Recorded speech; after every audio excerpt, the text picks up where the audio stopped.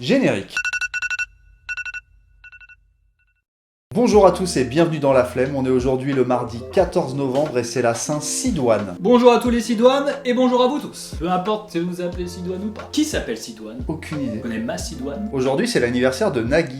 Oh, pou, pou, pouloulou. Je regarde tous les soirs Nagui avec ma femme, car c'est une chanteuse de haut niveau. Qui? Bah ma femme, j'en ai qu'une. Ah, ta femme? Oui. Est une chanteuse de haut niveau? Un jour elle viendra chanter sur cette scène. J'y crois pas une seule seconde. Nagui, présentateur de Taratata. Taratata qui a une chaîne YouTube d'ailleurs. Ah ouais? Ouais, trop bien. Franchement, vous y retrouverez des dingueries. Je vous mets même le lien ici, tiens. Surtout ce qui est bien dans cette émission, c'est qu'il arrive à te faire des feats improbables. Genre il peut te faire Mathieu Chédid avec Shakira quoi. Ouais, c'est vraiment stylé. Et c'est vraiment stylé. Ouais. Aujourd'hui, en parlant de musique, c'est un anniversaire tout spécial. C'est l'anniversaire de la sortie du titre Le lac du Connemara de Michel Sardou, Ah, ça c'est bien. qui est sorti le 14 novembre 1981. Aimes-tu ce morceau? En fin de soirée, lorsque c'est dur. Je déteste ce titre. Casse-toi! Casse-toi! Casse-toi! Toi aussi, tu chantes et tu danses les lacs du Connemara alors que tu connais pas les paroles. Je ne vous empêche pas d'aimer le lac du Connemara, mais à chaque fois je me retrouve avec des gens. Moi je n'aime pas ce titre et j'ai pas du tout envie de danser là-dessus. Ce que je ne comprends pas, c'est que quand tu danses pas, il y a tous les beaufs qui font Oh mais t'es pas drôle toi. Bah ouais, bah ça m'énerve. J'ai le droit. Laissez-moi haïr ce titre. On dit Connemara ou Connemara? On dit Connemara parce que Connemara c'est un lac irlandais. Je dis tout le temps Connemara. Bah on s'en fout, on dit ce qu'on veut. Hein. Ouais. De toute façon, généralement ceux qui disent le lac du Connemara ou Connemara, ils sont bourrés. Donc ils ont un problème d'élocution. Oh, je sais pas pourquoi tu dis ça. Bah, je sais pas, l'histoire. C'est la chanson de fin de mariage par excellence. Ce titre s'est vendu à 1,3 million d'exemplaires. Qui c'est qui a écrit ça? Oh, je sais pas, je me suis pas renseigné. Je vous ai déjà donné beaucoup trop d'infos sur ce titre. Ouais, j'avoue, oh putain, pour un anniversaire, on s'étend. Ah, mais c'est le lac du Connemara. Ça reste quand même un monument de la musique française, même si je l'aime pas. Mais aujourd'hui, c'est aussi l'anniversaire de Charles III.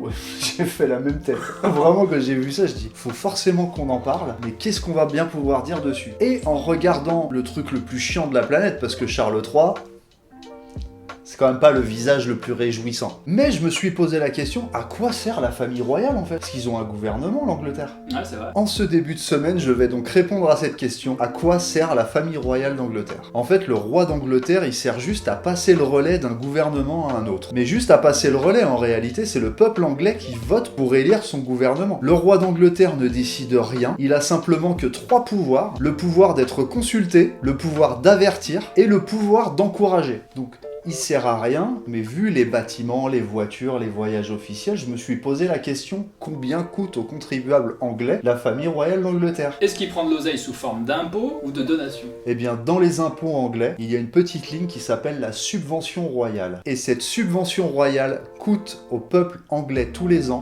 100 millions d'euros. Franchement, à ce prix-là, je suis content qu'on n'ait pas de roi en France, quoi. As-tu une suggestion musicale? Bah ouais, en rapport avec ton sujet, je vais proposer à nos auditeurs le morceau Tarenne de Angèle. Oh, stylé. Ouais, un morceau que je kiffe bien. D'ailleurs, il y a un clip, bon, il va être en playlist le morceau, mais il y a un clip que je vous conseille, c'est le clip qui a été tourné à Color. Bah, on vous met le lien en description juste ici. De quoi vas-tu nous parler aujourd'hui? Vu que ton sujet était un petit peu fondé sur la manière débile de prendre de l'argent pour quelque chose qui sert à rien, Oui. Moi je t'ai concocté les 10 records du monde les plus débiles. Oh, ça trop bien. Nous allons bien parler des 10 records les plus débiles. Et accroche-toi, il y en a pour tout le monde. Il y a le plus grand nombre de pommes écrasées entre les biceps, donc par une femme. Par contre, elle est stylée, la dame. La dame est stylée, mais par contre, ça ne sert absolument à rien. C'est une américaine qui s'appelle Lindsay Lindbergh, et elle est capable d'écraser 8 pommes en 1 minute. Bah, c'est nul à chier comme record en plus.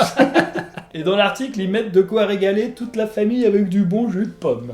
Ah bah, ça va être léger aujourd'hui. Le deuxième record le plus débile, ça va être le plus grand nombre de t-shirts enfilés les uns par-dessus les autres. Ah mais sérieusement, t'as vu la photo?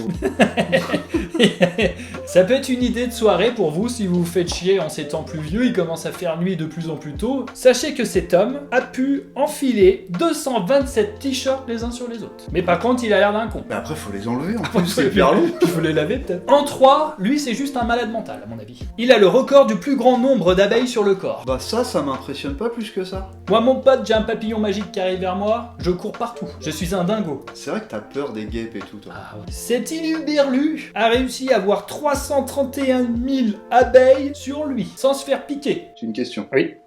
Comment ils ont fait pour compter? Ouais, c'est vrai que... Pour celui-ci, je requiers toute votre attention.